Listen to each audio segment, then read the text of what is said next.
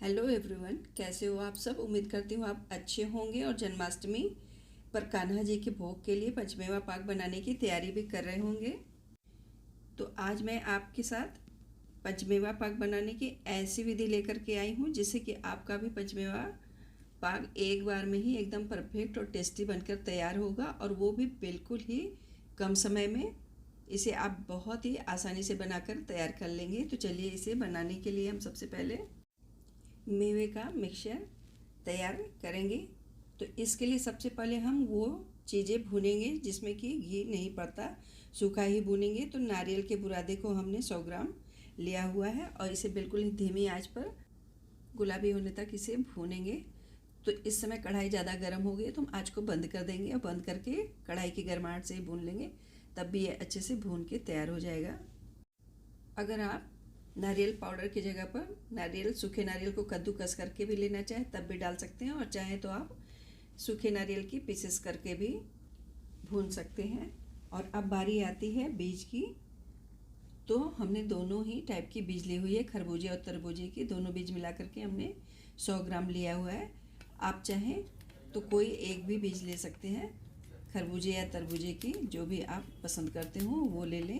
और इसे भी हम बीज को चटकने तक इसे भी भूनेंगे धीमी धीमी आंच पर। जब बीज एकदम बढ़िया से चटकने लग गया और फूल जाएगी, फिर इसे हम निकाल करके एक बाउल में रख लेंगे। तो आप देख सकते हैं एकदम गुलाबी कलर की हमने इसे भुना हुआ है। इसके बाद हम पोस्ते के दानों को भूनेंगे। तो हमने 50 ग्राम पोस्ता का दाना लिया हुआ है, और पोस्ता के दाना को भी हम 1 से 1.5 मिनट मिक्स करते हुए चलाते हुए इसे भूनेंगे। तो इसमें से भी जब आप भूनेंगे तो चटकने की आवाज़ आएगी। तो जब ये बढ़िया से गुलाबी हो जाए तो इसे भी भून करके निकाल लेंगे हम एक बाउल के अंदर में। तो पोस्ता का दाना भूनने के बाद अब हम चिरौंजी को भूनेंगे। तो हमने 25 ग्राम चिरौंजी ली हुई है, तो इसे भी बगैर घी के ही हम हल्का सा गुलाबी होने तक भूनेंगे।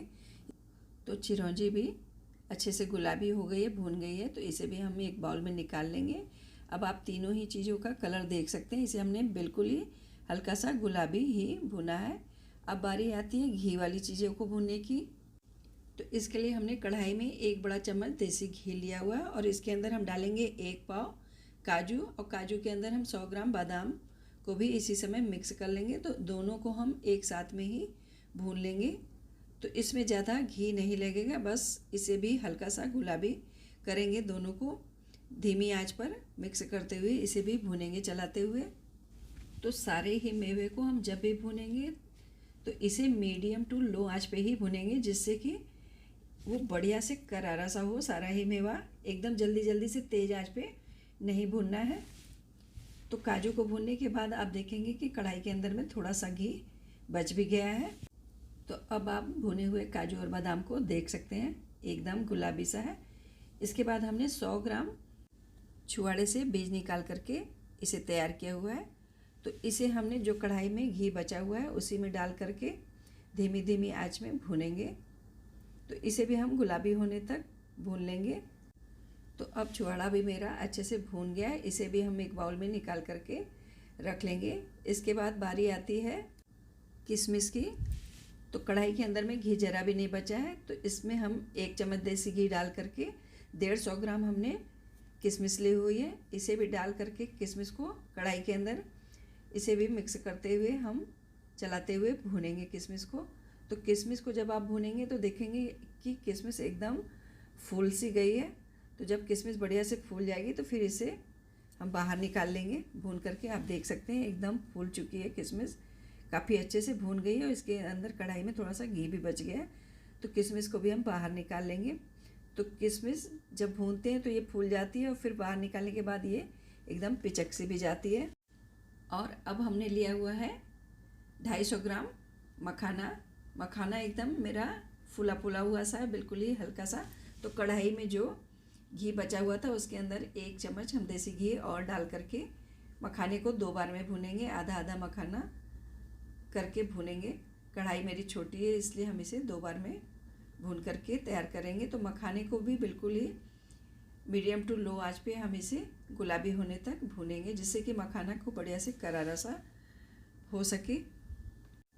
तो मखाना भी अच्छे से भून गया है, इसे भी हम थाली में निकाल लेंगे, ठंडा होने के लिए रख देंगे। तो मखाने को आप देख सकते हैं कि कितना करारा सा भून करके तैयार किया हुआ है। तो दोबारा भी हमने भून करके थाली में निकाल लिया हुआ है सारे मखाने को। अब हमने ली हुई है 100 ग्राम गोंद। तो गोंद को भी हम तलेंगे। इसके लिए हम कढ़ाई के अंदर में 3 से 4 चम्मच देसी घी डालेंगे, और जब देसी घी खूब बढ़िया से अच्छे से गर्म हो जाएगा, फिर इसके अंदर थोड़ी थोड़ी सी गोंद डाल करके चलाते हुए इसे फ्राई करेंगे। तो गोंद भी आप देखेंगे कि एकदम बढ़िया से फूल गई है और बिल्कुल ही गुलाबी सी। जब ये होने लग जाए तो फिर इसका घी एक्स्ट्रा निकालते हुए इसे हम छन्नी से बाहर निकाल लेंगे प्लेट में। तो गोंद को जब भी तलें तो थोड़ी थोड़ी सी ही मात्रा में घी के अंदर में डालें, नहीं तो सारी गोंद आपस में चिपट जाएगी और बढ़िया से फूलेगी भी नहीं और करारी भी नहीं होगी।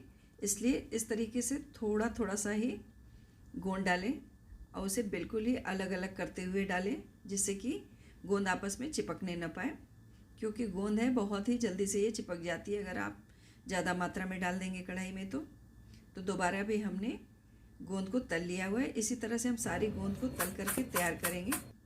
तो गोंद भी तल गई है, आप देख सकते हैं कि एक दाना गोंद का अलग है। इसे मैं दबा करके भी दिखा रही हूँ, एकदम करारी गोंद तल के तैयार हुई है। तो ये हमने लिया हुआ है सोट पाउडर। तो 25 ग्राम हमने सोट पाउडर को आधा चम्मच देसी घी में इसे भी भून लेंगे। ये ऑप्शनल है, अगर आप डालना चाहें तो डालें, नहीं तो आप इसे स्किप भी कर सकते हैं। लेकिन इसको डालने से मेवा पाक का टेस्ट बहुत ही अच्छा आता है। कढ़ाई की गर्माहट से इसे हमने भुना हुआ है, क्योंकि कढ़ाई मेरी बहुत ज़्यादा गर्म थी सारी चीज़ों को भूनने के बाद। तो इसे भी गुलाबी होने तक भून करके इसे भी कटोरी में निकाल करके हम रख लेंगे। तो सारे ही मेवे को भूनने के बाद अब बारी आती है मेवे का मिक्सचर तैयार करने की। तो इसके लिए हमने एक मिक्सी जार में काजू और बादाम को जो भून करके रखा हुआ था उसे डाल करके हल्का सा दरदरा सा पाउडर इसका तैयार करेंगे। एकदम महीन पाउडर इसका नहीं बनाएंगे, दरदरा सा, जिसमें कि थोड़ी बहुत खड़ी काजू और बादाम रह भी जाए तो भी कोई बात नहीं। इस तरीके से दरदरा सा पाउडर बना करके इसे एक बड़े बर्तन में निकालेंगे। अब मखाने को भी मिक्सी जार में डालकर इसका भी हम दरदरा सा पाउडर बना लेंगे। तो मखाने को 2 से 3 बार में हम डाल करके मिक्सी जार में इसका दरदरा पाउडर तैयार कर लेंगे, क्योंकि एक बार में सारा पाउडर नहीं हो पाएगा। तो 2-3 बार में इसे हम डाल करके काजू और बादाम के अंदर में बढ़िया से मिला लेंगे मखाने के पाउडर को भी। और अब इसके अंदर किशमिश हम एज इट इज ही डाल देंगे। इसके बाद पोस्ता के दाना को भी मिक्स कर लेंगे, चिरौंजी को भी साथ में डाल लेंगे, और बीज जो भून करके रखी थी इसे भी मिक्सी जार में डाल के हल्का सा दरदरा कर लेंगे। बीज को हम दरदरा करके डालेंगे, तो बीज का भी पाउडर मिक्स कर लेंगे। इसके बाद छुआड़े को भी हम दरदरा सा पीस लेंगे। छुआड़े को भी हमने पीस करके डाल लिया हुआ है बाउल के अंदर में। इसके बाद जो नारियल का पाउडर भून के रखा था उसे भी डाल लिया, और साथ में सोट का पाउडर भी। सारी चीज़ों को डालने के बाद हम गोंद को किसी कटोरी से या हाथों से भी मसल देंगे, तब भी ये बढ़िया से इसका पाउडर सा बन जाएगा। तो इसे हम किसी कटोरी की पेंदी से हल्का हल्का सा बस दबाएंगे, एकदम महीन सा इसका पाउडर नहीं करेंगे, बस हल्का सा इसे दबाने के बाद गोंद को भी हम मिक्सचर में डाल देंगे। तो इस तरीके से सारी चीज़ों को डालने के बाद अच्छे से इसे हम बढ़िया से मिलाएंगे। तो देखा आपने, हमने कितने बढ़िया से मेवे का मिक्सचर तैयार किया हुआ है। कुछ चीज़ें हमने पीस कर डाली हुई है और कुछ चीज़ें साबुत ही डाली हुई है। तो इसे हम हाथों से बढ़िया से मिक्स करेंगे। तो इस मेवे के मिक्सचर में आप कोई भी मेवा ले सकते हैं, बस अखरोट नहीं डालिएगा, नहीं तो स्वाद अच्छा नहीं आएगा। और अपनी पसंद के मुताबिक मेवे की मात्रा भी आप इस मिक्सचर में कम ज़्यादा कर सकते हैं। जो ड्राई फ्रूट आपको अच्छा लगता हो वो डालें, और जो ना अच्छा लगता हो वो उसे स्किप भी कर सकते हैं। ऐसा कुछ भी नहीं है इसके अंदर कि इसमें कम ज़्यादा ना किया जा सके। तो इस तरीके से हमने दरदरा सा एक मिक्सचर का पाउडर बना करके मेवे का तैयार किया हुआ है। अब इसका हम पाक बनाएंगे। तो इसके लिए हम कढ़ाई में 2 कटोरी चीनी डालेंगे, और 2 कटोरी चीनी में आधा कटोरी पानी डालकर इसकी चाशनी तैयार करेंगे। तो पहले हम चीनी को चलाते हुए मेल्ट होने देंगे। तो मेरे मेवे के मिक्सचर की मात्रा लगभग 2 kg है। तो इसे हम 2 से 3 बार में पागेंगे, तभी इसका पाक बढ़िया सा बनेगा।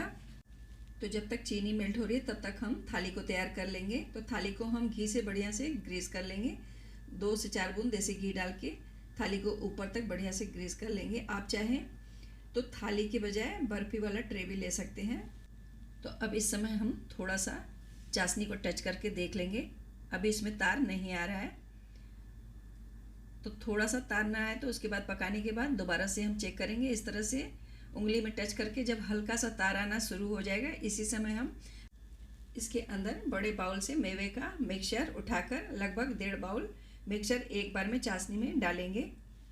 या चाशनी के हिसाब से आपकी चाशनी कितनी आपने बनाई है उसके अंदाज से मेवा को डालें, चाशनी के अंदर में मिक्स कर लें। तो मेवे का मिक्सचर चाशनी के अंदर में डालते ही हम गैस की फ्लेम को बंद कर देंगे, नहीं तो ये जल्दी से जमने सा लग जाएगा, चाशनी सूखने लग जाएगी। तो ये सारा काम गैस की फ्लेम को हम बंद करके ही करेंगे। आप देख रहे होंगे कि मिक्सचर सूखने सा लग गया है, तो हमने गैस की फ्लेम को बंद कर दिया है। अब इसके अंदर हम 1 से 1.5 चम्मच देसी घी डालेंगे और फिर गैस की फ्लेम को हम ऑन करके इसे मिलाते हुए तब तक भूनेंगे जब तक कि ये कढ़ाई न छोड़ने लग जाए। जैसे कि हम हलवे को भूनते हैं, बिल्कुल उसी तरीके से ये इकट्ठा सा होने लग जाएगा घी डालने के बाद। तो अब आप इसकी कंसिस्टेंसी देख सकते हैं, जमने के लिए तैयार है। अब इसके अंदर हम फ्लेवर के लिए आधा चम्मच इलायची का पाउडर डाल करके बढ़िया से मिक्स करते हुए इसे 1 से 2 सेकंड और हल्का सा कढ़ाई में चला लेंगे। तो इस तरीके से देख रहे होंगे कि ये मिक्सचर जो है कढ़ाई छोड़ने लग गया। फिर इसे हम ग्रीस की हुई थाली में डाल करके सारे ही मिक्सचर को फटाफट से इसे जमा देंगे, बिल्कुल ही एक सा कर देंगे। फटाफट से इसे चम्मच से इस तरीके से दबाते हुए फैलाएंगे। तो बस इसे हम थाली में फटाफट से फैलाएंगे, नहीं तो ये एक जगह पे ही जमने सा लग जाएगा। तो अब इसे हम ठंडा होने के लिए, सेट होने के लिए रख देंगे। इसी समय आप इस पर जो भी ड्राई फ्रूट डालना चाहें गार्निशिंग के लिए डाल दें, जिससे वो बढ़िया से चिपक जाए। और फिर इसे हम कटोरी से या चम्मच से इस तरह से दबा देंगे। तो हमने थोड़ा सा पिस्ते का कतरन डाला हुआ है, बाकी इसके अंदर कोई भी मेवा वगैरह डालने की ज़रूरत ही नहीं है, क्योंकि ये तो मेवे की ही कतली है। तो इसे हम थाली को उठा करके एक सा कर देंगे और बाकी आधा मेरा बचा हुआ है। तो दोबारा भी हम उसी तरह से 2 कटोरी चीनी में आधा कटोरी पानी डाल के इसकी चाशनी तैयार कर लेंगे, जैसे कि पहले किया हुआ था। और जब एक तार चाशनी में आना शुरू हो जाए, उसी समय हम मेवे के मिक्सचर को चाशनी में डाल करके इसे भी जमा लेंगे। तो हमने इसे 3 बार में जमाया हुआ है। 2 बार हमने 2-2 कटोरी की चाशनी बनाई हुई है और 1 बार 1 कटोरी की चाशनी बना करके हमने सारी ही कतली को तैयार किया हुआ है मेवे के पाक को। तो 3 थाली मेरी मेवे की पाक बन करके तैयार हुई है। तो सारे ही पाक को फैलाने के बाद इसे हम थोड़ी देर ठंडा होने देंगे, सेट होने के लिए रख देंगे। और जब ये हल्का सा ठंडा होने लग जाए तो इस तरह से हाथ से देख लेंगे और फिर इसके अंदर हम इसी समय कट लगा देंगे। अगर इस समय आप कट नहीं लगाएंगे तो जब ये बढ़िया से सेट हो जाएगी तो इसे निकालने में काट करके थोड़ी सी मुश्किल होगी। तो इसलिए इस समय थोड़ा सा कट लगा देंगे तो ये ईजिली निकल भी आएगी। तो हमने इसके अंदर चाकू से इसी समय थोड़ा सा कट लगा दिया हुआ है। तो बस जब थोड़ी देर बाद ये अच्छी तरीके से ठंडी हो जाए, सेट हो जाए, तो इसे हम काट करके निकाल लेंगे और फिर भगवान जी को भोग लगाएंगे। तो इस मेवा पाक को ठंडा होने के बाद आप अपने मन मुताबिक किसी भी शेप में काट सकते हैं, चौकोर या फिर डायमंड शेप में, जैसा भी हो ऐसा काट लें। फिर इसकी गार्निशिंग आप चाहें तो इस पर अपने मन मुताबिक कोई भी ड्राई फ्रूट या फिर सिल्वर लीव्स भी लगा सकते हैं, बस देखने में अच्छा लगे इसलिए। बाकी ये खाने में तो एकदम लाजवाब होगा, क्योंकि ये तो खुद ही मेवे से बना है, तो इससे गार्निशिंग की भी कोई ज़रूरत नहीं है। तो दोस्तों, कैसा लगा आपको मेरा मेवा पाक? तो आप भी आज जन्माष्टमी पर इस रेसिपी को फॉलो करके मेवा पाक बनाएंगे तो आपका भी मेवा पाक एक बार में ही एकदम परफेक्ट और स्वादिष्ट बनकर तैयार होगा। अगर रेसिपी आपके लिए हेल्पफुल हो जन्माष्टमी पर तो हमें कमेंट जरूर करिएगा और वीडियो को शेयर भी फैमिली फ्रेंड्स के साथ कीजिएगा, जिससे वो भी कान्हा जी का भोग प्रसाद आसानी से बना सकें। तो मिलते हैं नेक्स्ट रेसिपी के साथ। आप सभी को जन्माष्टमी की ढेरों बधाइयाँ। Thank you.